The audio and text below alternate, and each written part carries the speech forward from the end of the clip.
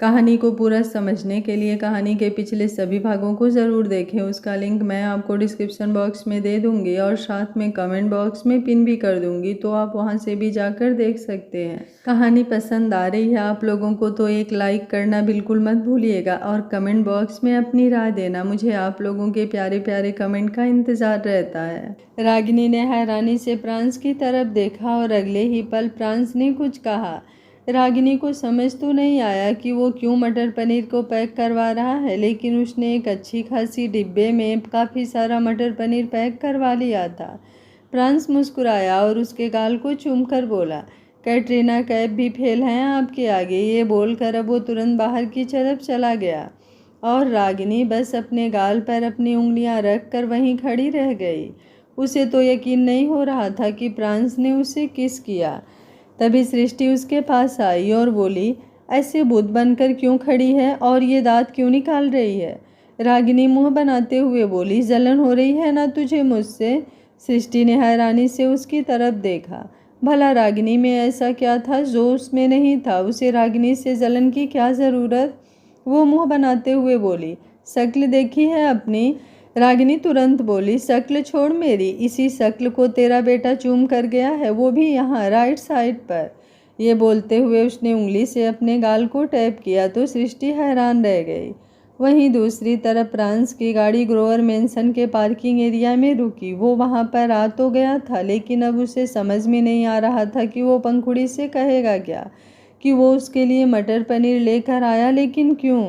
अब एक बार फिर से उसे नर्वस फील होने लगा था। वो खुद से बोला, ओ गॉड, ये कहाँ फंस गया मैं? अगर पंखुड़ी ने कुछ और पूछ लिया तो कहीं उसे मुझ पर शक तो नहीं हो जाएगा कि मैं स्पेशली उसके लिए आया हूँ? वो क्या सोचेगी मेरे बारे में? मैं क्या करूँ, वापस चला जाऊँ क्या? पर फिर पंखुड़ी का मन, उसका क्या? उसका मन कर रहा था ना मटर पनीर खाने का। ये बोलते हुए उसके चेहरे पर पंखुड़ी के लिए प्यार साफ नजर आ रहा था। तभी किसी ने गाड़ी का विंडो नॉक किया तो प्रांस एकदम से कांप गया। श्वेता जी गाड़ी के बाहर खड़ी थी। प्रांस ने तुरंत गाड़ी का दरवाज़ा खोला और बाहर की तरफ आया। उसके हाथों में वो मटर पनीर वाला बॉक्स था। श्वेता जी उसकी तरफ देखकर मुस्कुराई और बोली, मेरे पास सृष्टि जी का फ़ोन आया था, उन्होंने मुझे बता दिया था कि तुम आने वाले हो। पंखुड़ी का मटर पनीर खाने का मन था, लेकिन उसके मटर पनीर जल गए, तो सृष्टि जी ने स्पेशली उसके लिए मटर पनीर की सब्ज़ी भेजी है ना। उसकी बात सुनकर प्रांस के होश उड़ गए।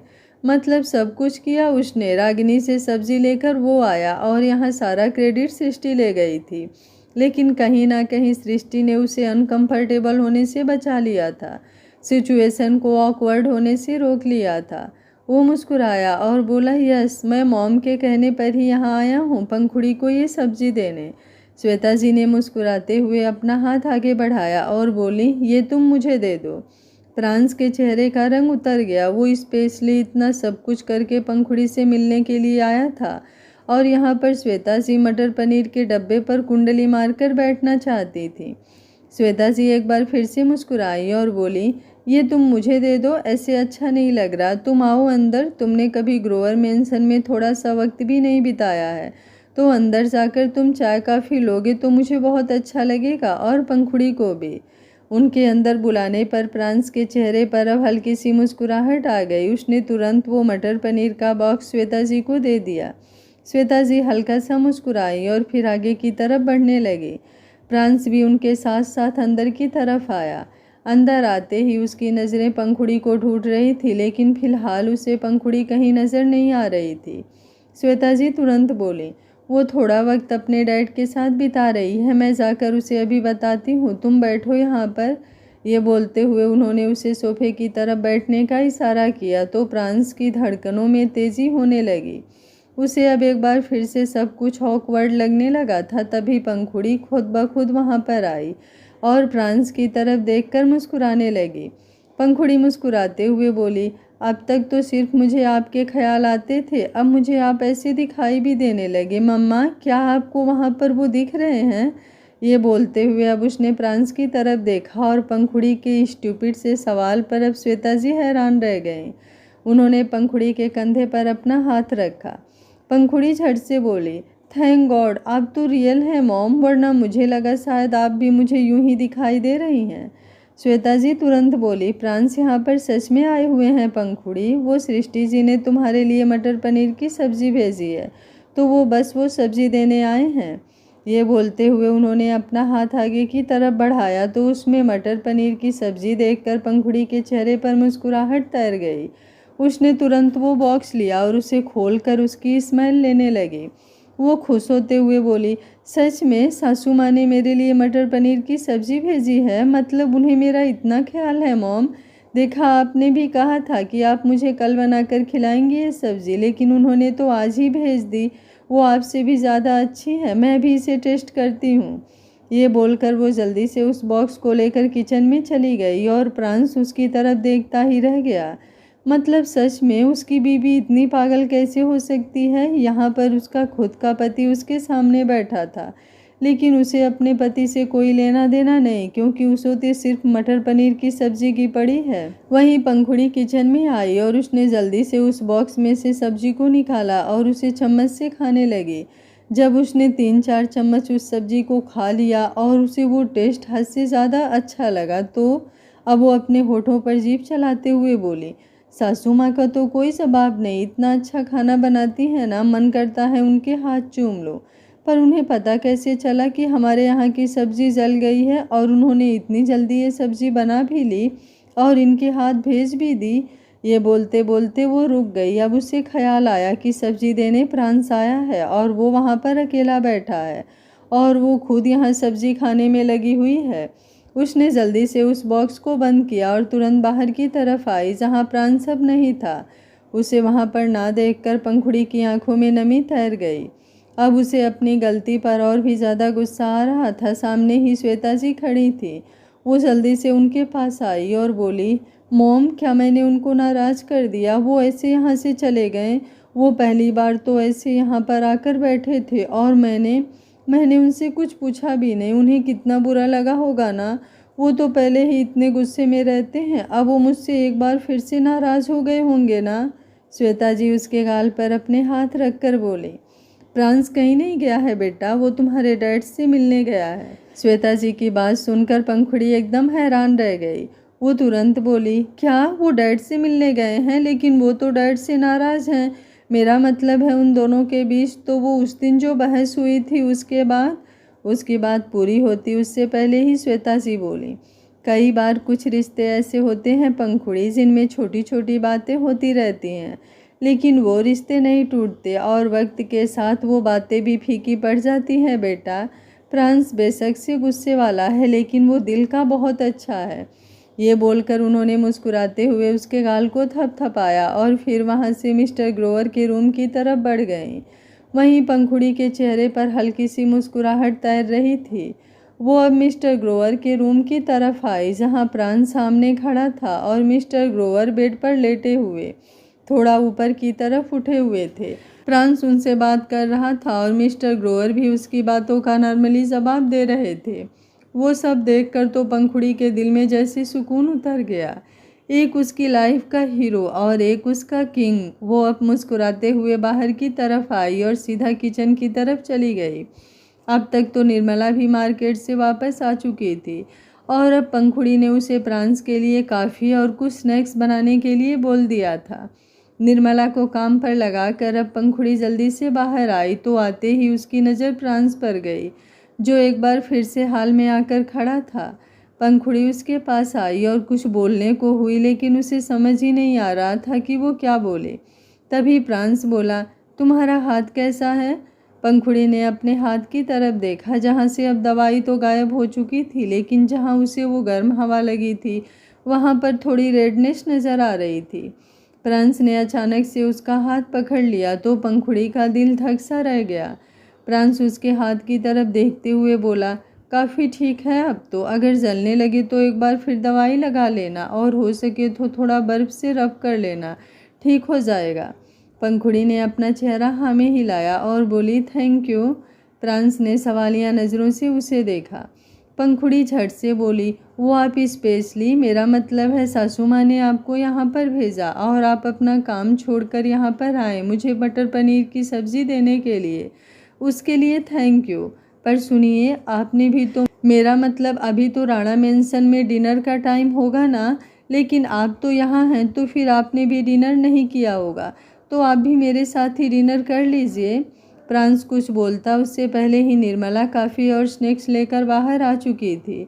पंखुड़ी तुरंत बोली, मैंने पहले आपके लिए काफ़ी बनवाई है, आप पियेंगे ना? प्लीज़ पी लीजिए, मना मत कीजिएगा। आप यहाँ पर आए तो 2-3 बार हैं, लेकिन आपने कभी कुछ खाया पिया नहीं है। मॉम को बुरा लगता है और मुझे भी। ये बोलते हुए उसकी आवाज़ धीमी हो गई थी। प्रांस हल्का सा मुस्कुराया और फिर जाकर सोफे पर बैठ गया। पंखुड़ी ने अपने निचले होठ को अपने दांतों में दबा लिया था। वो भी जल्दी से प्रांस के पास आकर बैठ गई थी, लेकिन अब ना प्रांस कुछ बोल पा रहा था और ना ही पंखुड़ी। दोनों पति पत्नी थे, लेकिन ऐसा लग रहा था जैसे दोनों पहली बार एक दूसरे से मिल रहे हों। उनके रिश्ते की कोई बात चल रही हो और वो दोनों बस एक दूसरे के सामने बैठे एक दूसरे से शर्मा रहे हों। पंखुड़ी जल्दी से चिप्स की प्लेट अपने हाथ में ली और प्रांस की तरफ बढ़ाया तो प्रांस ने अपना चेहरा नामे हिला दिया। पंखुड़ी ने मायूस सा चेहरा बनाया तो प्रांस ने एक चिप्स लिया और उसे चुपचाप खा लिया। पंखुड़ी के चेहरे पर हल्की सी मुस्कुराहट तैर गई। कुछ देर बाद प्रांस की काफ़ी फिनिश हुई तो पंखुड़ी झट से बोली, निर्मला अभी डिनर लगाएगी क्या? हम इतनी देर बाहर गार्डन में चलें? अगर आप कहें तो। प्रांस अपनी जगह से उठा और पंखुड़ी के साथ बाहर की तरफ आ गया। पंखुड़ी गार्डन में उसके साथ घूम रही थी और उससे बातें करने की कोशिश कर रही थी। प्रांस बस चुपचाप उसकी बातें सुन रहा था, क्योंकि अब पंखुड़ी उसे अपने स्कूल टाइम की बातें बता रही थी और साथ ही साथ कॉलेज टाइम की भी। वो बातें बोलते हुए जब उसके होंठ हिल रहे थे तो प्रांस का मन कर रहा था कि एक पल के लिए वो पूरा वक्त, पूरी दुनिया वहीं रोक दे और फिर अपनी रोज़ पीटल के बिल्कुल करीब होकर उसके लबों को शिद्दत से चूम ले। पंखुड़ी अचानक ही गहरी सांस लेते हुए बोली, मैं थक गई, क्या हम थोड़ी देर नीचे घास पर बैठ जाएं? प्रांस ने कुछ नहीं कहा, बस अपना चेहरा हाँ में हिलाया और पंखुड़ी प्रांस के साथ नीचे घास पर बैठ गई। एक बार फिर से वो अपनी बातों में खोने लगी थी और प्रांस घास पर अपने दोनों हाथ पीछे की तरफ किए बस उसे देख रहा था। उसके पैर आगे की तरफ थे और अब धीरे धीरे उसने हाथ अपना आगे बढ़ाया और पंखुड़ी की कमर पर रख दिया। पंखुड़ी अपनी बातों में इतना ज़्यादा खोई हुई थी कि उसे पता ही नहीं चला कब एक बार फिर से प्रांस ने उसे धीरे से अपनी तरफ सरका लिया और अब पंखुड़ी लगभग से उसकी गोद में आ चुकी थी। उसका सिर प्रांस के सीने से लगा हुआ था और वो अभी भी लगातार बोले जा रही थी। प्रांस उसकी तरफ देखते हुए बोला, तो फिर तुमने अपनी उस फ्रेंड को कोई जवाब नहीं दिया? पंखुड़ी मुंह बनाते हुए बोली, बिल्कुल भी नहीं, मैं उसे जवाब क्यों दूं? जो हमसे प्यार से बात करे हमें उससे प्यार से बात करनी चाहिए, लेकिन अगर कोई हमें एटीट्यूड दिखा रहा है और वो भी फालतू का, तो भला हम क्यों बर्दाश्त करें? प्रांस तुरंत बोला, लेकिन मेरा एटीट्यूड तो तुम बर्दाश्त करती हो। पंखुड़ी उसके सवाल पर उसकी तरफ देखने लगी, वो कुछ बोल ही नहीं पाई। प्रांस तुरंत बोला, अच्छा ये बताओ, क्या तुम्हारा कोई, मेरा मतलब है क्या? ये बोलते हुए वो चुप हो गया था। वो जानना चाहता था कि या स्कूल या कॉलेज में पंखुड़ी का कोई बॉयफ्रेंड था या फिर कोई क्रश, पर उसे समझ नहीं आ रहा था कि वो ये सवाल पंखुड़ी से करे कैसे। वहीं पंखुड़ी की आंखें अब बंद होने लगी थी, उसे नींद आने लगी थी। शाम को वो इतना ज़्यादा रो चुकी थी कि अब उसकी आंखों में थोड़ा दर्द होने लगा था। प्रांस ने चुप रहना ही सही समझा और वो पंखुड़ी की तरफ देखता रहा और पंखुड़ी धीरे धीरे पूरी तरह से उसके सीने पर लुढ़क गई। प्रांस ने उसे कसकर अपनी बाहों में जकड़ लिया और कुछ पल उसे यूं ही लेकर बैठा रहा। उसने पंखुड़ी के गालों पर आए हुए बालों को पीछे की तरफ किया और फिर उसके गाल को हल्का हल्का सहलाने लगा। पंखुड़ी ने अपने हाथ प्रांस के सीने पर रख दिए और अपना चेहरा उसके सीने पर रगड़ने लगी। प्रांस उसे नींद में डिस्टर्ब होते देख उसे अपनी बाहों में जकड़ने लगा। कुछ देर बाद अब उसने पंखुड़ी को अपनी गोद में उठाया और उसे लेकर अंदर की तरफ आया तो किचन में जा रही श्वेता जी ने उसकी तरफ देखा और तुरंत बोली, एक बार फिर से सो गई? पता नहीं इस लड़की को गार्डन में जाते ही नींद कैसे आ जाती है। तुम एक काम करो प्रांस बेटा, तुम प्लीज़ इसे इसके कमरे में ले जाओ, मुश्किल से सोई है ये, अगर नींद ना ही टूटे तो बेहतर है। फ्रांस ने अपना सिर हाँ में हिलाया और उसे लेकर आगे बढ़ने लगा। तभी श्वेता जी एक बार फिर से बोली, मैं तुम दोनों का खाना ऊपर रूम में भिजवा दूंगी। फ्रांस के चेहरे पर हल्की सी मुस्कुराहट तैर गई। श्वेता जी भी अब वहाँ से किचन में चली गई और फ्रांस पंखुड़ी को लेकर उसके रूम में आ गया।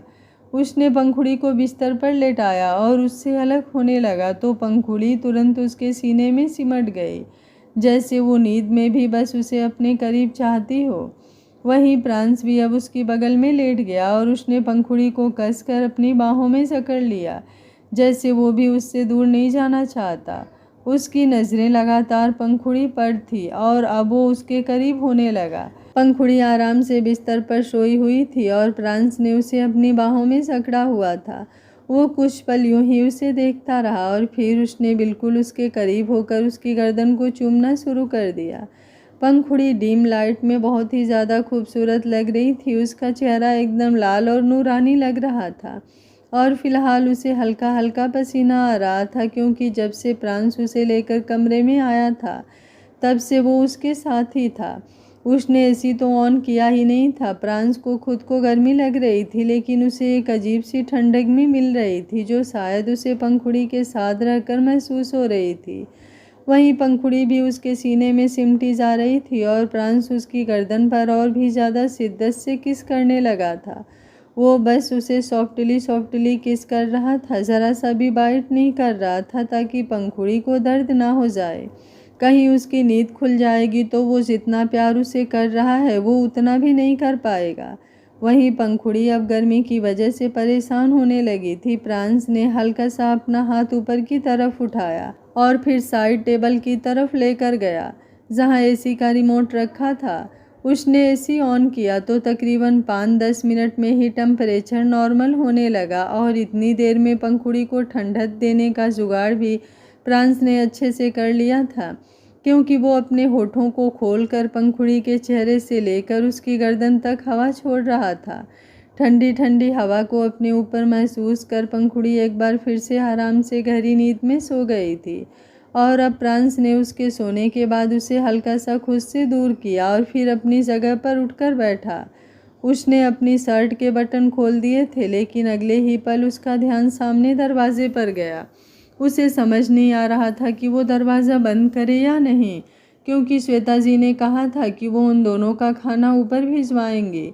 अब उसे ये टेंशन हो रही थी कि कहीं वो इस तरह से सो जाए और कोई सर्वेंट आए तो। वहीं दूसरी तरफ ज्योत्सना ने अपने हाथों में ट्रे पकड़ी हुई थी और वो पंखुड़ी के रूम के बाहर ही खड़ी थी।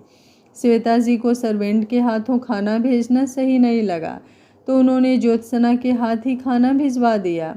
जैसे ही दरवाज़ा हल्का सा बजा, फ्रांस ने तुरंत अपनी शर्ट के बटन दोबारा बंद कर लिए और दरवाज़ा खोलने गया। ज्योत्सना को देखकर वो थोड़ा अनकंफर्टेबल सा हो गया था और खुद को ही चेक कर रहा था कि कहीं कोई बटन बंद करना रह तो नहीं गया। ज्योत्सना अपने हाथों में पकड़ी हुई ट्रे फ्रांस की तरफ बढ़ाते हुए बोली, ये मॉम ने आपके लिए भिजवाया है, प्लीज़ पंखुड़ी दीदी को भी खिला दीजिएगा वरना उनकी तबीयत खराब हो जाएगी। उन्होंने दोपहर को भी खाना नहीं खाया। अगर वो 1-2 टाइम खाना नहीं खाती हैं तो उन्हें चक्कर आने लगते हैं।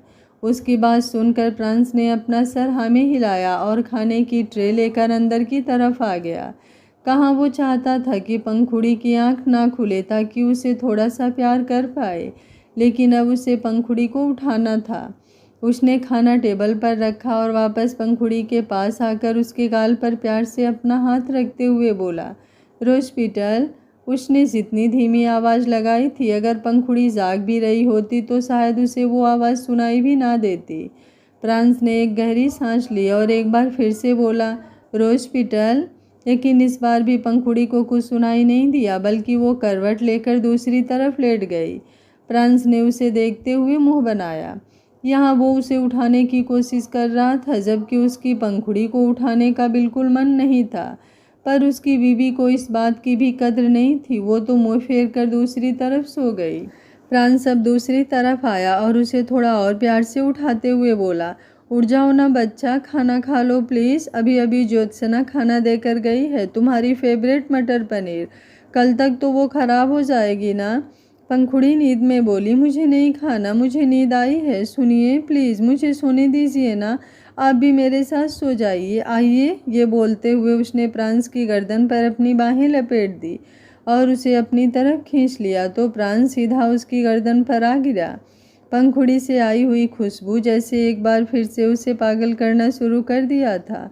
उसका मन तो कर रहा था कि वो बहुत सारा प्यार करे पंखुड़ी को, लेकिन अगले ही पल अब उसने पंखुड़ी को अपनी गोद में उठाया और बोला, सो जाना तुम, लेकिन खाना खाकर, अगर तुमसे नहीं खाया जा रहा तो कोई बात नहीं, मैं खिला देता हूँ। ये बोलकर वो उसे सोफे पर ले आया था। उसने पंखुड़ी को यूं ही अपनी गोद में उठाए रखा और निवाला बनाने लगा। उसके एक हाथ में पंखुड़ी सिमटी हुई थी, दूसरे हाथ में उसने निवाला लेकर पंखुड़ी के होठों की तरफ बढ़ाया और बोला, प्लीज़ अपने होठों को खोलो ना बच्चा, मुझे तुम्हें खाना खिलाना है। अगर तुम खाना नहीं खाओगी तो तुम्हारी तबीयत खराब हो जाएगी ना। पंखुड़ी ने उसके सीने में अपना चेहरा छुपाया और बोली, मुझे नहीं खाना, प्लीज़ मुझे सोने दो, मुझे सच में बहुत नींद आई है। ये बोलते हुए वो अपनी बाहें प्रांस की पीठ पर कस रही थी और उसकी इन हरकतों पर प्रांस को कुछ कुछ हो रहा था। उसकी धड़कनें तेजी से बढ़ रही थी। उसने एक बार फिर से वो निवाला बिल्कुल पंखुड़ी के होठों के करीब किया और बोला, अच्छा अगर तुम अच्छे से खाना खाओगी तो आई प्रॉमिस मैं तुम पर गुस्सा नहीं करूँगा। जैसे ही उसने कहा पंखुड़ी ने तुरंत अपनी आंखें खोली और एकदम चहकती हुई आवाज़ में बोली, सच्ची? उसे यूं देखकर प्रांस हैरान रह गया। अब उसका दिल और भी ज़्यादा धक धक करने लगा था, ये सोचकर कि क्या पंखुड़ी जाग रही थी, क्या उसने वो सारी बातें अच्छे से सुनी जो प्रांस इतने वक्त से कर रहा था। वहीं पंखुड़ी के भी होश उड़े हुए थे। वो तो उसी टाइम जाग गई थी जब प्रांस उसे रूम में लेकर आया था, लेकिन वो अपनी आंखें नहीं खोल रही थी ताकि प्रांस उससे दूर ना हो, पर यहाँ तो उसने खुद का ही पोपट खुद ही कर दिया था। अगले ही पल उसने अपनी आंखें बंद की और बोली, मुझे नहीं खाना, मुझे नींद आई है। प्रांस के चेहरे पर मुस्कुराहट तैर गई। वो खुद नौटंकी और उसकी बीवी भी उसे नौटंकी ही मिली है। वो हल्का सा मुस्कुरा कर बोला, अच्छा ठीक है, मैं तुम्हें नींद में खिला देता हूँ, वैसे भी मटर पनीर तुम्हें बहुत टेस्टी लगते हैं तो तुम नींद में भी खा सकती हो। ये बोलकर उसने उसके होठों की तरफ निवाला बढ़ाया तो पंखुड़ी ने तुरंत से अपने होठों को खोल दिया।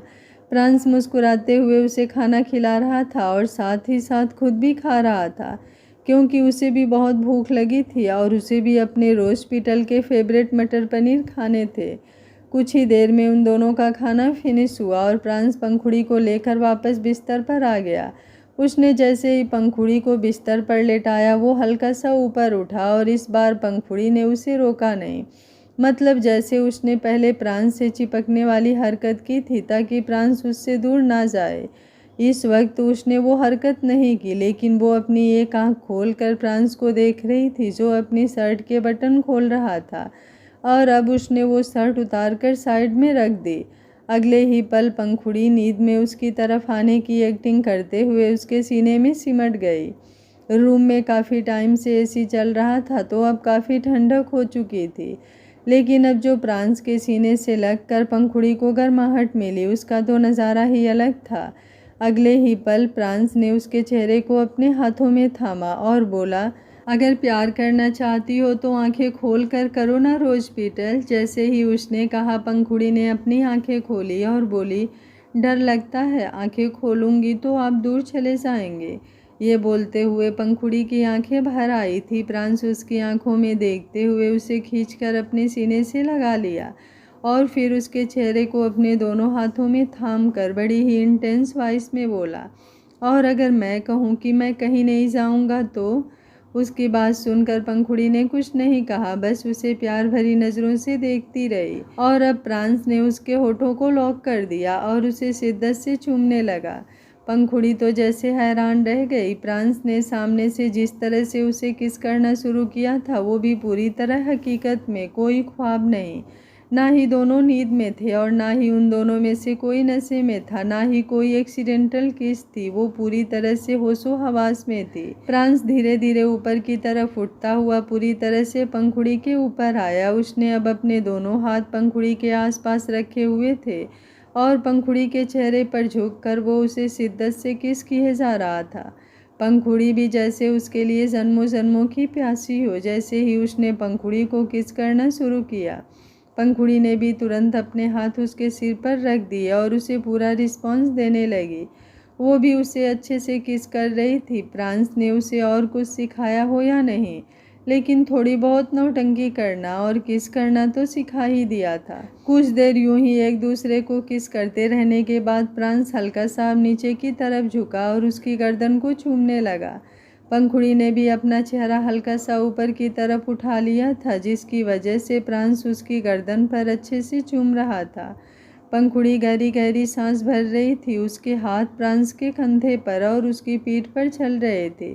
वो आज पहली बार ऐसी चीज़ें महसूस कर रही थी। वहीं फ्रांस ने जैसे ही हल्का सा उसकी गर्दन पर बाइट किया तो पंखुड़ी ने तुरंत दर्द से आह भरी और अपने हाथ उसके कंधे पर और भी ज़्यादा कस दिए, जिससे उसके नाखून फ्रांस के कंधे पर लगे और फ्रांस भी एक पल के लिए रुक गया।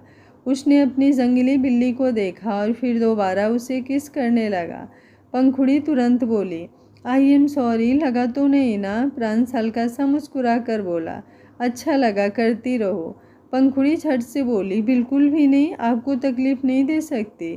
फ्रांस मुस्कुराया और अगले ही पल उसने पंखुड़ी को जोर से बाइट कर लिया। पंखुड़ी दर्द से तड़प उठी और खुद ब खुद उसके हाथ फ्रांस के कंधे पर कस गए और इस बार उसके नाखून इस हद तक फ्रांस के कंधे में गड़ गए कि वहां से खून आने लगा। पहली बार पंखुड़ी इस तरह से दर्द को महसूस कर रही थी। वो सच में तड़प उठी थी। वहीं फ्रांस अब डेविल नज़रों से उसकी तरफ देखने लगा, जैसे उसे बता रहा हो कि वो सॉफ्ट रहता है तो उसे सॉफ्ट रहने दे। अगर वो वाइल्ड और अपनी मर्जी करने पर आया तो कुछ भी कर सकता है। पंखुड़ी तो बस हैरानी से उसकी तरफ देखती रह गई और अब उसने अपनी आंखें बंद कर ली। पंखुड़ी झट से उसके सीने में सिमटे हुए बोली, मुझे शर्म आती है, प्लीज़ मत कीजिए ना। उसकी बात सुनकर फ्रांस ने हैरानी से उसकी तरफ देखा। यहाँ उसके तन बदन में आँख लगाकर उसकी बीवी कैसे कह सकती है कि अब वो कुछ ना करे। पर एक गहरी सांस लेकर उसने खुद को कंट्रोल किया और अच्छे से बिस्तर पर लेट गया। अगले ही पल अब पंखुड़ी पूरी तरह से उसके सीने में सिमट गई और फ्रांस उसके बालों को सहलाने लगा।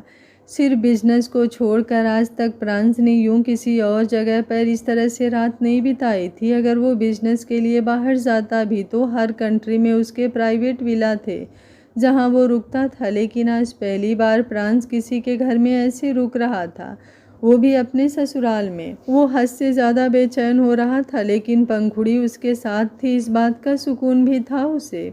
वो पंखुड़ी की तरफ बिना देखे ही बोला, कल सुबह होते ही घर वापस चलेंगे। अब तो तुम्हारे डैड सही है ना? अब तो कोई प्रॉब्लम नहीं? पंखुड़ी ने बस अपना सर हाँ में हिलाया।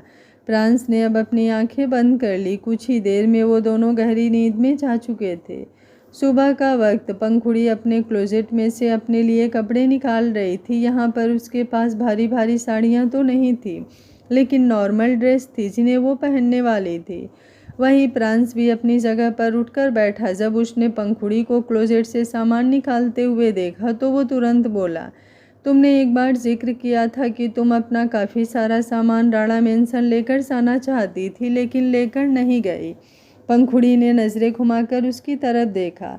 उसे फ्रांस से थोड़ी शर्म आ रही थी, इसलिए उसे एक नज़र देखने के बाद उसने इधर उधर अपनी नज़रें घुमाना शुरू कर दी और थोड़ा हड़बड़ा कर बोली, हाँ, सामान तो बहुत सारा था, काफ़ी सामान तो डोनेट कर दिया, लेकिन कुछ खास चीज़ें अभी भी रखी है। फ्रांस बिस्तर से उठकर वॉशरूम की तरफ बढ़ते हुए बोला, देख लेना, तुम्हें जो सामान लेकर जाना है ले चलना, आधे घंटे में निकलेंगे हम।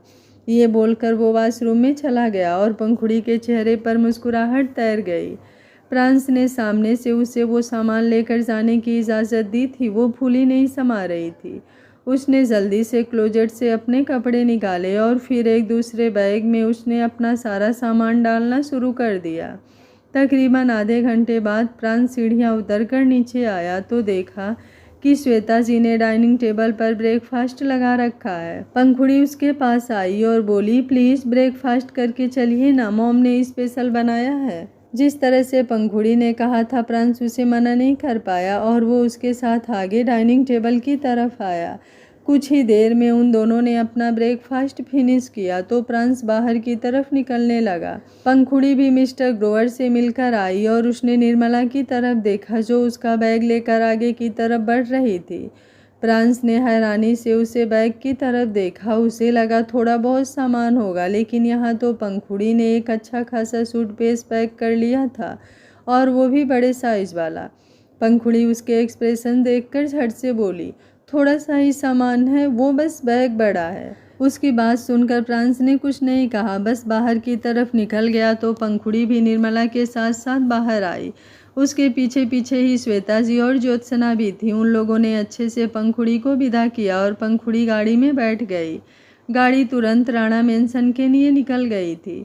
पंखुड़ी बार बार प्रांस की तरफ देख रही थी और जब उसे कल रात की बातें याद आती तो उसका चेहरा लाल हो जाता और वो तुरंत अपना चेहरा विंडो की तरफ घुमा लेती। उसके चेहरे से मुस्कुराहट जाने का नाम ही नहीं ले रही थी। वहीं कभी प्रांस उसे सामने वाले मिरर से देख रहा था तो कभी साइड वाले से। कुछ ही देर बाद उनकी गाड़ी राणा मेंशन पहुंची और पंखुड़ी गाड़ी से बाहर निकली। प्रांस ने एक सर्वेंट को पंखुड़ी का बैग उनके रूम में भिजवाने के लिए बोल दिया था। पंखुड़ी अंदर आई और अंदर आते ही वो हॉल में बैठी सृष्टि, रागिनी और नताशा के पास चली गई। उसने उन तीनों को अच्छे से नमस्ते किया और फिर उनके साथ ही बैठ गई। प्रांस उसे वहां बैठते हुए देख थोड़ा परेशान हो उठा, क्योंकि वो जानता था कि किसी भी वक्त वो तीनों अपनी फार्म में आकर उसके मज़े लेना शुरू कर सकती है, और हुआ भी बिल्कुल वैसा भी।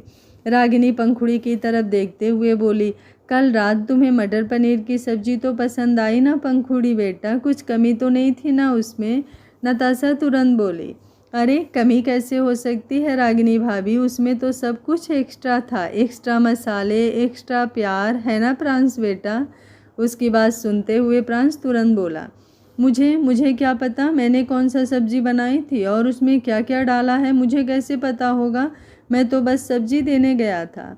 रागिनी मुस्कुराई और बोली, हाँ हाँ तुम तो सिर्फ सब्जी देने गए थे, वो तो मुझे भी अच्छे से याद है कि कैसे तुम किसी पंछी की तरह उड़ते हुए मेरे पास आए और फिर मुझे। उसकी बात पूरी होती उससे पहले ही प्रांस पंखुड़ी की तरफ देखते हुए बोला, वो मुझे तुम्हारे सिग्नेचर चाहिए थे, तो क्या तुम मेरे साथ एक बार रूम में चलोगी? पंखुड़ी हैरानी से उसकी तरफ देखने लगी। शायद पहली बार प्रांस ने उसे इस तरह से रूम में चलने के लिए कहा होगा। रागिनी और नताशा दोनों को हंसी छूट गई। सृष्टि चुपचाप बैठी थी, क्योंकि प्रांस के एक्सीडेंट वाले टॉपिक पर अभी भी उसकी नाराज़गी चल रही थी, जो इतनी आसानी से जाने वाली नहीं थी। रागिनी और नताशा को हंसते हुए देखा प्रांस और भी चिढ़ने लगा। वो पंखुड़ी की तरफ देखते हुए बोला, चल रही हो या नहीं? पंखुड़ी झट से अपनी जगह से उठी और बोली, मैंने तो मना ही नहीं किया, वो बस मैं तो आप लोगों की बातें सुन रही थी। ये बोलते हुए वो प्रांस के पास आ गई थी। प्रांस ने अब तिरछी नज़रों से नताशा और रागिनी की तरफ देखा, जैसे चिढ़ा रहा हो कि उसकी बीबी उन दोनों से ज़्यादा उसकी ही बात सुनेगी।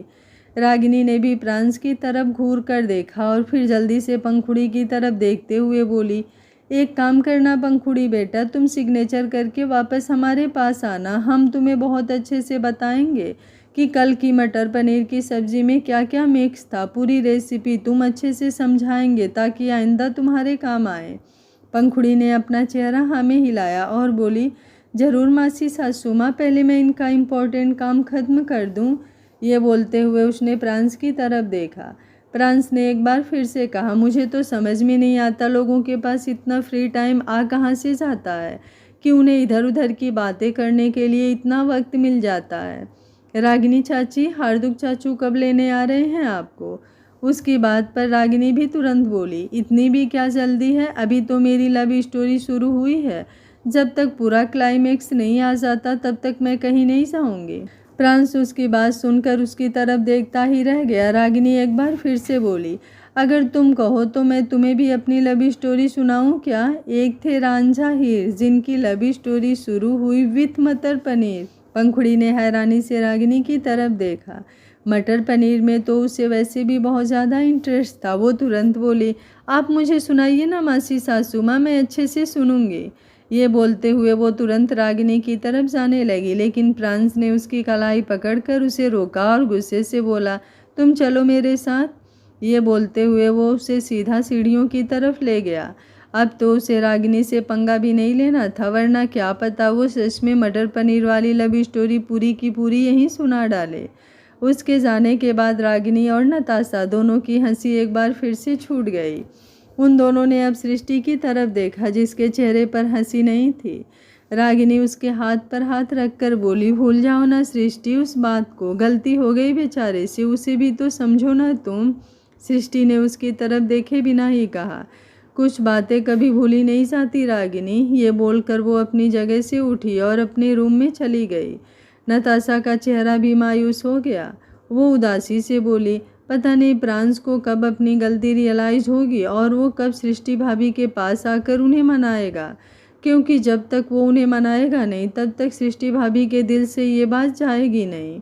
रागिनी भी प्रांस और सृष्टि के बारे में सोचने लगी। प्रांस और पंखुड़ी जैसे ही दोनों रूम में आए, पंखुड़ी की नज़र अपने सूटकेस पर गई।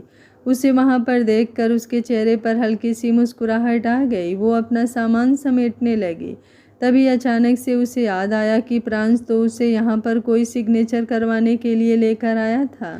वो प्रांस की तरफ देखते हुए बोली, सुनिए, मैं सिग्नेचर तो भूल ही गई, आपको मुझसे कोई सिग्नेचर करवाने थे ना। प्रांस उसकी बात सुनकर एकदम से हड़बड़ा गया, क्योंकि उसे कोई साइन नहीं करवाने थे। मतलब उसे साइन तो करवाने थे, लेकिन इतने इम्पोर्टेंट नहीं थे। पर अगले ही पल उसके चेहरे पर एक शरारती सी मुस्कुराहट तैर गई। वो तुरंत बोला, हाँ तुम्हें साइन करने हैं, पर वो तुम अपना सूटकेस देख रही थी तो मैंने तुम्हें डिस्टर्ब नहीं किया। अगर तुम फ्री हो गई हो तो। उसकी बात पूरी होती उससे पहले ही पंखुड़ी बोली, मैं तो आपके लिए हमेशा ही फ्री हूँ। मेरा मतलब है इम्पोर्टेंट काम के लिए तो मैं हमेशा ही फ्री हूँ ना। तो आप मुझे बता दीजिए मुझे कहाँ सिग्नेचर करनी है, मैं कर दूँगी। ये बोलते हुए वो आगे की तरफ आई। प्रांस बेड पर बैठा था। वो थोड़ा पीछे की तरफ जाते हुए बोला, यहाँ बैठो। पंखुड़ी उसके पास बैठ गई। प्रांस ने सामने लैपटॉप के पास रखे हुए कुछ डॉक्यूमेंट्स लिए और उन्हें पंखुड़ी की तरफ बढ़ाते हुए बोला, इन पर चाहिए मुझे तुम्हारे सिग्नेचर। वो अब तुम पंखुड़ी प्रांस राणा हो तो तुम्हारे सारे आईडी कार्ड वगैरह मैं अपडेट करवा रहा था। पंखुड़ी हल्का सा मुस्कुराई और उसने वो डॉक्यूमेंट्स अपनी गोद में रखे। नीचे एक पेपर बोर्ड था तो वो आराम से उनको साइन कर सकती थी। जैसे ही पंखुड़ी ने पेपर पर पेन रखा, प्रांस तुरंत बोला, यहाँ नहीं। पंखुड़ी ने सवालिया नज़रों से उसे देखा, क्योंकि जहाँ तक वो डॉक्यूमेंट पढ़ सकती थी उसने तो सही जगह पर अपना पेन रखा था। वो तुरंत बोली, यहाँ नहीं तो और कहाँ। जैसे ही उसने कहा, प्रांस ने अपना हाथ उसकी कमर से घुमाते हुए उसके राइट हैंड की तरफ लेकर आया। पंखुड़ी का दिल जोरों से धक धक करने लगा, क्योंकि एक तरफ प्रांस की गर्म सांसें उसे अपनी लेफ्ट साइड गर्दन पर महसूस हो रही थी और दूसरी तरफ प्रांस का हाथ जिस तरह से उसकी कमर से होते हुए उसके राइट हाथ पर गया था, वो सच में बहुत ही ज़्यादा सेडेक्टिव सा था। प्रांस ने उसके पूरे हाथ को अपने हाथ में कसकर जकड़ा हुआ। उसने पंखुड़ी का हाथ यूं ही अपने हाथ में जकड़े हुए एग्जैक्टली उसी जगह पर रखा जहां पर पंखुड़ी पहले साइन कर रही थी और बोला, यहाँ पर। पंखुड़ी शॉक्ड रह गई, क्योंकि वो वहीं पर तो साइन कर रही थी। वो धीमे से बोली, मैं यहीं पर तो साइन कर रही थी। प्रांस भी उसी लहजे में बोला, तुम यहाँ नहीं, तुम कहीं और साइन कर रही थी, पर कोई बात नहीं, तुम यहाँ साइन करो। ये बोलते हुए अब उसने अपना हाथ उसके हाथ से हटा दिया और उसकी कमर पर रख दिया। अपनी ही बीवी के साथ आशिकों वाला रोमांस कैसे करना है ये प्रांस राणा को बहुत अच्छी तरह से आता था। आज का पार्ट आप लोगों को कैसा लगा कमेंट बॉक्स में अपनी राय ज़रूर दीजिएगा। कहानी को इतना सारा प्यार देने के लिए और मेरे चैनल को सपोर्ट करने के लिए आप लोगों का बहुत बहुत धन्यवाद। पंखुड़ी और प्रांस की प्यारी सी केमिस्ट्री आप लोगों को कैसी लग रही है मुझे कमेंट बॉक्स में ज़रूर बताइएगा। उम्मीद करती हूँ कहानी को आप लोग एंजॉय कर रहे होंगे। Thank you for watching. मिलते हैं कहानी के अगले भाग में। तब तक आप लोग स्वस्थ रहिए, मस्त रहिए, अपना ख्याल रखते रहिए।